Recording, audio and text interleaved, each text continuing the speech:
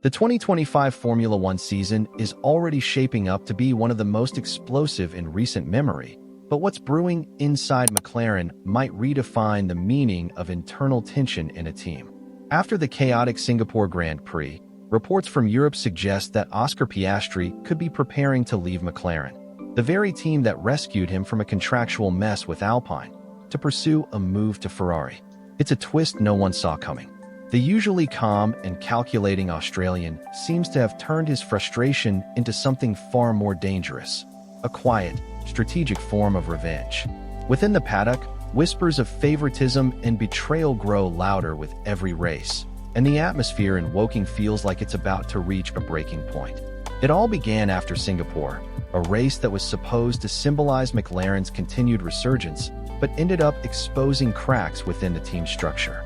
Since then, controversial team orders, questionable strategy calls, and a growing perception that Lando Norris has control not just over his destiny, but also over Piastri's, have defined McLaren's internal dynamics. The spark that ignited the storm came from a single radio exchange. During the race, McLaren asked Norris if he was willing to let Piastri pit first. His response, no, that's a no, broadcast live across the world, marked the point of no return. Veteran analyst Peter Windsor was stunned. He called it unprecedented, something he hadn't seen in over 50 years of covering Formula One. A driver openly influencing his teammates' race strategy was, in Windsor's words, a complete breakdown of the team's principle of equality. That moment, Windsor said, revealed everything. McLaren told Lando, "We're 100% with you, mate." From that instant, the hierarchy was exposed. Norris was the priority, and Piastri was the shadow. What some dismissed as a tactical misstep, others saw as confirmation of blatant favoritism. Piastri's frustration didn't appear overnight.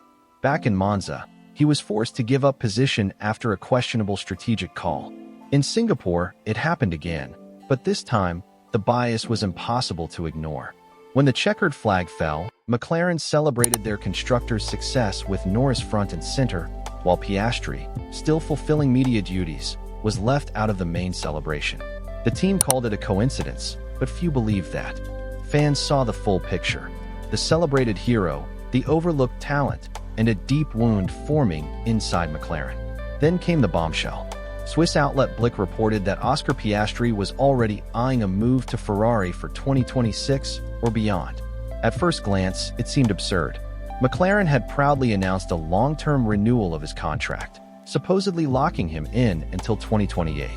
But in Formula One, every insider knows the truth: no contract is unbreakable. In modern F1, exit clauses exist for a reason: to protect drivers when the environment becomes toxic. And according to rumors, Piastri's camp might already be exploring those options. The timing couldn't be more symbolic. In 2026, Formula One faces a massive technical overhaul that will completely reshape the competitive order. Every team is preparing for the most significant transformation in a decade, and Ferrari, after years of inconsistency, is determined to rise again.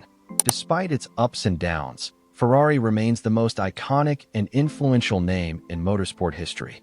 With Charles Leclerc and Lewis Hamilton leading their current project, the Scuderia is gearing up for a new era, but even those pillars aren't untouchable. Hamilton holds an option to extend his deal until 2027, and Leclerc, tied until 2029, has already shown signs of frustration over Ferrari's lack of consistent results. If either decides to move on, it could open the door for a young, disciplined, and methodical driver like Piastri. In Maranello, they know his style fits the Ferrari DNA perfectly: precision, composure, and zero drama. Piastri embodies everything Ferrari has missed in recent years: a leader who doesn't crack under media pressure, a driver who lets results speak louder than words. For him, joining Ferrari wouldn't just be a career move, it would be redemption. Leaving McLaren, the team that may have betrayed his trust, to don the red suit and rise as a champion would be the most poetic revenge possible. Behind this potential masterstroke is one crucial figure: Mark Webber. As Piastri's manager, mentor, and fellow Australian, Webber knows all too well what it means to be the number two in a team dynamic. In 2010, he lived his own internal war at Red Bull alongside Sebastian Vettel. covert team orders, hidden favoritism, and victories taken away.